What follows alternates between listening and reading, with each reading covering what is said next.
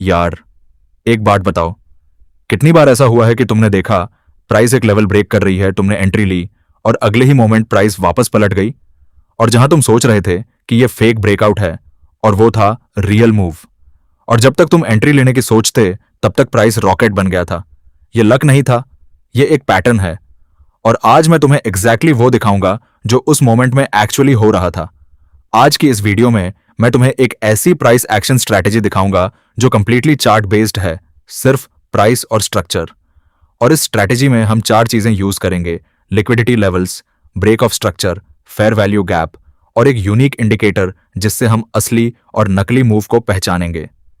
चारों को step by step इस चार्ट पर एक्सप्लेन करूंगा, तो जब तक वीडियो एंड होगी तुम्हारे पास एक complete ready to use trading approach होगी। सबसे पहले हम 15 मिनट टाइम फ्रेम पर आते हैं। पहला और सबसे जरूरी काम है लिक्विडिटी को आइडेंटिफाई करना और चार्ट पर मार्क करना। अब लिक्विडिटी का मतलब क्या है?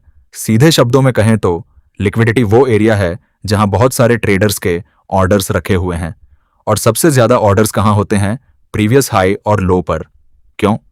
क्योंकि जो ट्रेडर्स लॉन्ग पोजीशन में हैं वो अपना स्टॉप लॉस पिछले लो के नीचे रखते हैं, और जो शॉर्ट में हैं वो अपना स्टॉप लॉस पिछले हाई के ऊपर रखते हैं। इसके अलावा बहुत सारे ब्रेकआउट ट्रेडर्स उन लेवल्स पर बाय और सेल ऑर्डर्स लगाकर रखते हैं, तो इन दोनों लेवल्स पर प्रीवियस हाई के ऊपर और प्रीवियस लो के नीचे ऑर्डर्स का एक बड़ा पूल होता है। इसे ही रेस्टिंग लिक्विडिटी कहते हैं।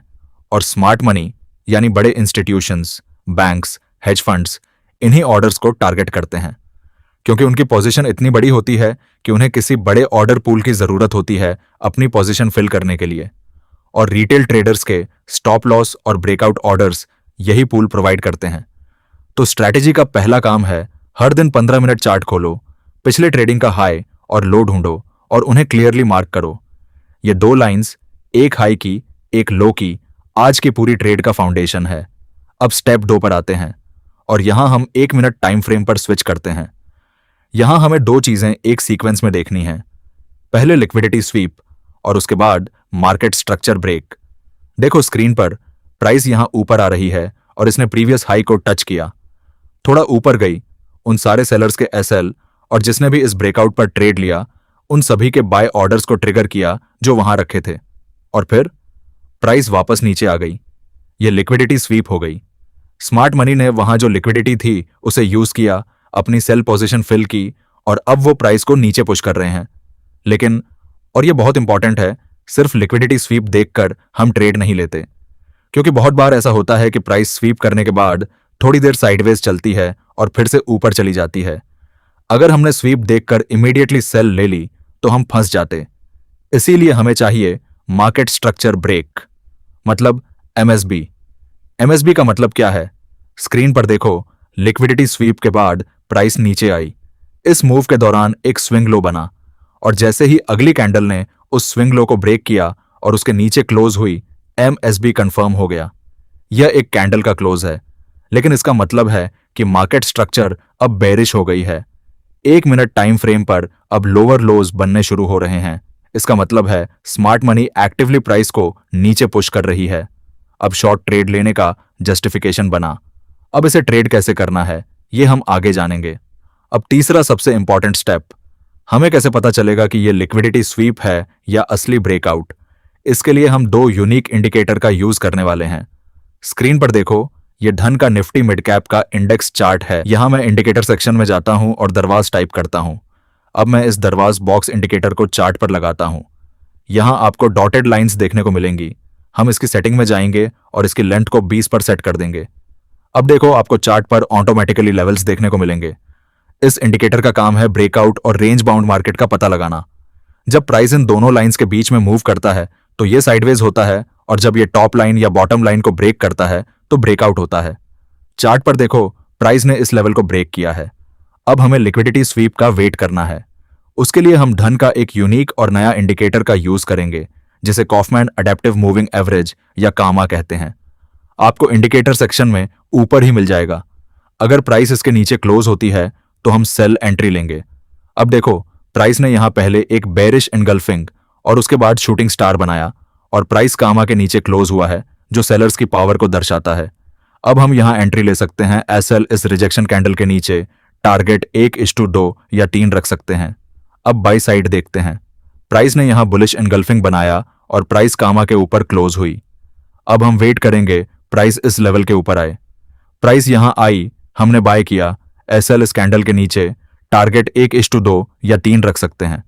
अगर आप भी धन के इन यूनिक और नए इंडिकेटर को यूज करना चाहते हैं तो धन का लिंक मैंने डिस्क्रिप्शन में दिया है। अब आते हैं सबसे प्रिसाइज पार्ट पर, 1:5 एंट्री कैसे ले सकते हैं। एमएसबी कंफर्म हो गया, डायरेक्शन क्लियर है, लेकिन अभी रैंडमली एंट्री नहीं लेनी। हमें एक स्पेसिफिक पॉइंट चाहिए जो हमें टाइट स्टॉप लॉस और मैक्सिमम रिवॉर्ड दे, और वो पॉइंट है फेयर वैल्यू गैप, एफवीजी। देखो स्क्रीन पर, जब प्राइस ने एमएसबी बनाया, यानी जब वो स्ट्रॉन्ग बेरिश कैंडल आई जिसने स्विंग लो को ब्रेक किया, उस मूव में अक्सर एक गैप बनता है। 3 कैंडल्स को देखो, पहली कैंडल का लो और तीसरी कैंडल का हाई, इन दोनों के बीच का जो स्पेस है जो दूसरी कैंडल ने पूरी तरह कवर नहीं किया, यही है फेयर वैल्यू गैप। प्राइस इतनी तेज मूव हुई कि यह एरिया प्रॉपरली फिल नहीं हुआ, और मार्केट की नेचुरल टेंडेंसी है इन इम्बैलेंसेस को रिविजिट करना। तो हम करते क्या हैं, एफवीजी को मार्क करते हैं और वेट करते हैं। प्राइस एमएसबी बनाने के बाद नीचे जाती है, फिर एक पुलबैक आता है, और यह पुलबैक जब उस एफवीजी जोन में एंटर करे, यही है हमारी एंट्री। स्क्रीन पर देखो, यह रही एफवीजी जोन। प्राइस यहां पुलबैक करके आई, और इस जोन में हम शॉर्ट एंट्री लेते हैं। स्टॉप लॉस कहां रखते हैं, एफवीजी कैंडल के ऊपर, क्योंकि अगर प्राइस वहां गई, इसका मतलब है कि हमारा पूरा सिनेरियो रॉन्ग था, सेटअप फेल हो गया और हमें लॉस छोटा रखकर बाहर निकल जाना चाहिए। टेक प्रॉफिट कहां है, प्रीवियस डे का ऑपोजिट लेवल। शॉर्ट ट्रेड ले रहे हैं तो टारगेट है प्रीवियस डे लो, लॉन्ग ट्रेड लिया है तो टारगेट है प्रीवियस डे हाई। क्यों? क्योंकि वहां भी लिक्विडिटी है, प्राइस उस लेवल को हिट करने जाएगी क्योंकि वहां भी ऑर्डर्स रखे हुए हैं, और यही हमारा रिवॉर्ड है। अब रिस्क टू रिवॉर्ड देखो, एफवीजी जोन में एंट्री, एफवीजी के ऊपर स्टॉप लॉस और प्रीवियस लो पर टारगेट।